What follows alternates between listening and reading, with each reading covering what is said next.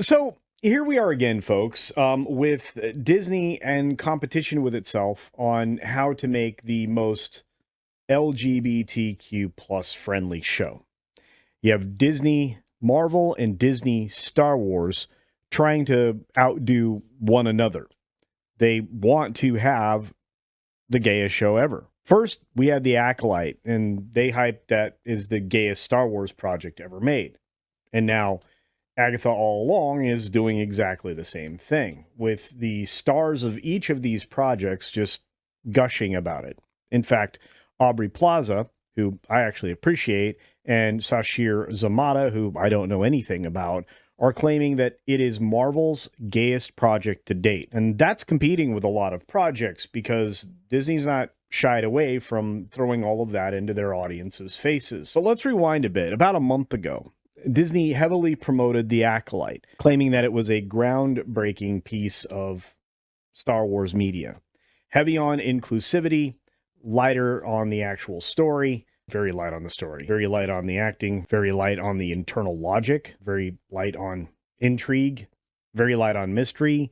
There were a lot of things it was very light on. Of course, you know how that turned out. It had just the lowest ratings possible, terrible viewership numbers, and it was canceled just a few weeks after it ended, well before they could greenlight season 2, which I can only say thank goodness. And for Disney, I can just say, ouch. Now, not to be outdone here, we've got Agatha All Along with similar marketing back from 2014, 2015, 2016. Aubrey Plaza is absolutely hyped, she says. She said, it better be the gayest because that's what I signed up for. Now, Sashir Zamata also chimed in, not to be outdone, claiming that witches are inherently queer because they're outcasts. Now, that's kind of a stretch, but hey, whatever works when you're trying to sell a show. Except it really seems like that's not the way to sell a show. It creates an artificial division and it creates an expectation for people who either want to see that or people who don't want to see that. People that are just looking for good stories, good quality content, let's say. And they're met with these kinds of marketing efforts, these kinds of statements. And I think people are over it, quite frankly. Of course, we've also got Joe Locke saying that, or Lockie, however you say his name, I'm sorry, I don't know.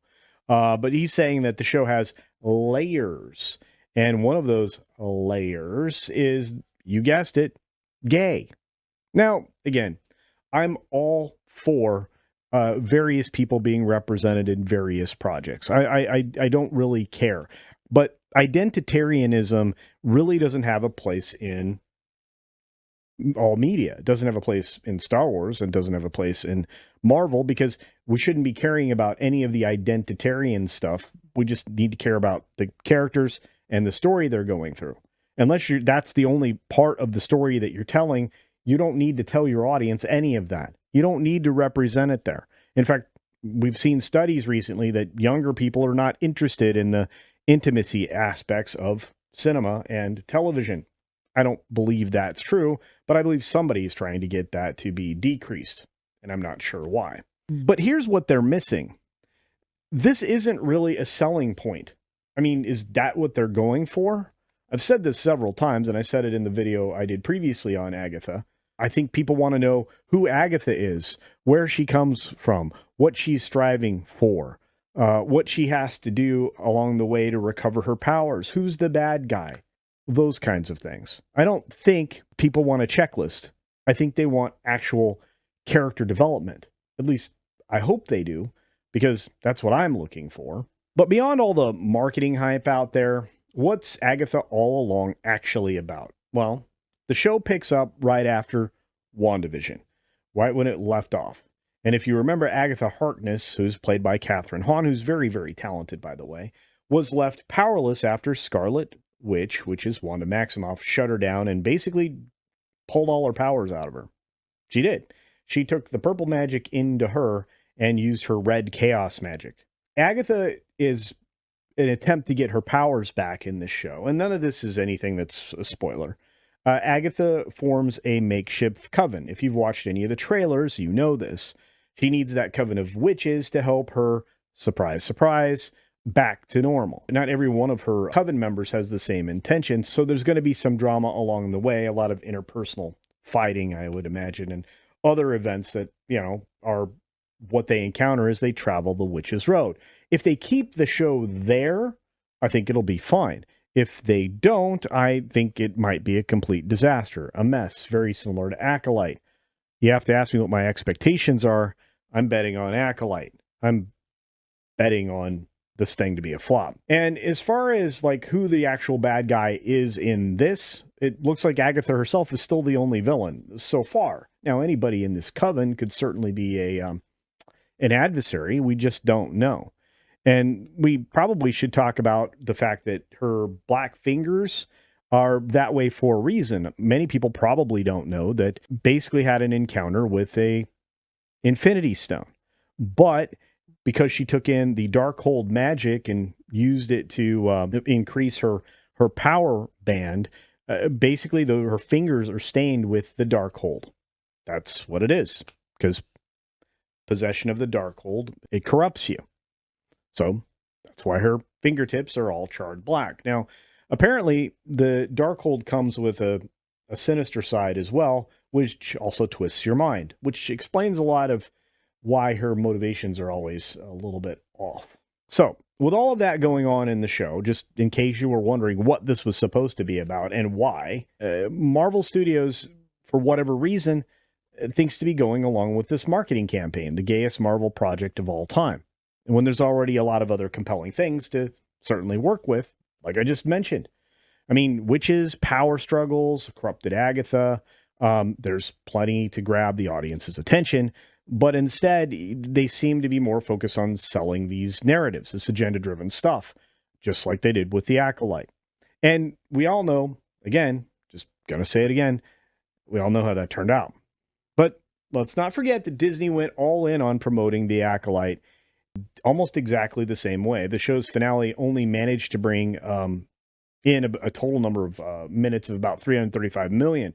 That was way down from the 488 million minutes during its 2-episode premiere. The audience didn't care about the marketing buzzwords. They just didn't show up because they perceived that this was going to be an agenda-filled garbage show. Well, they were right. But here's the real question. Why does Disney think that audiences want to be spoon-fed political messaging and virtue signaling instead of, good stories? Both Marvel and Star Wars used to be about the innovation, world building, and great sci-fi characters. Now they're using the labels, checkboxes, all the things that I've mentioned as their main selling points rather than any type of substance. And trust me, if Agatha All Along follows the same path as the Acolyte, which I expect it will, it could be heading straight toward the same fate. Well, not that there would be a second season of that mess. Anyway, look, you can market a show however you want. You can market it as the gayest all day long, but there's no solid narrative behind it, and there's no compelling evidence or that would suggest that people are going to care about that. And if you have no good characters to sell, all you have is identitarian stuff and no actual stories, well, the fans aren't going to care, which means they're not going to show up. They don't show up for buzzwords. They're showing up for content that respects their time and delivers the quality that we expect from iconic franchises. I don't think anybody can argue that. I mean, hey, I could be wrong. I just can point to a lot of evidence that says that I'm not. It's possible Agatha, as the last gasp at this type of thing, could break through, could break the mold and find success. But based on, again, how Disney's handled recent projects, I wouldn't hold my breath. And if you've already seen the video that I did about Pixar having to do some massive adjustments, according to people from the inside that were working there at the time of Inside Out 2 being made, I would say that they've already figured out that there's no money in the strategy. But hey, what do you think? Will Agatha fall into the same trap as the Acolyte? Or is there hope for the show that I just don't see? Let me know in the comment section down below. And while you're down there, be sure to, hit the like button, the thumbs up. Leave me a comment, please. That really helps. And of course, share this video around there. And if you can do all of the things, that would be spectacular, including hitting the notifications bell and turning all notifications on so you don't miss anything. And as a quick reminder, if you are looking for some amazing stuff from the Beach Punk store, you know, the one that sells my rooster hat, Beach Punk t-shirts, stickers, a whole 9 yards, water bottles, shoes, bags, ladies, shoes and bags, and so much more. You can check out beachpunk.com or beachpunk.us, but beachpunk.com works just fine. And as always, be sure to take care of yourself, take care of others, and until next time, see ya.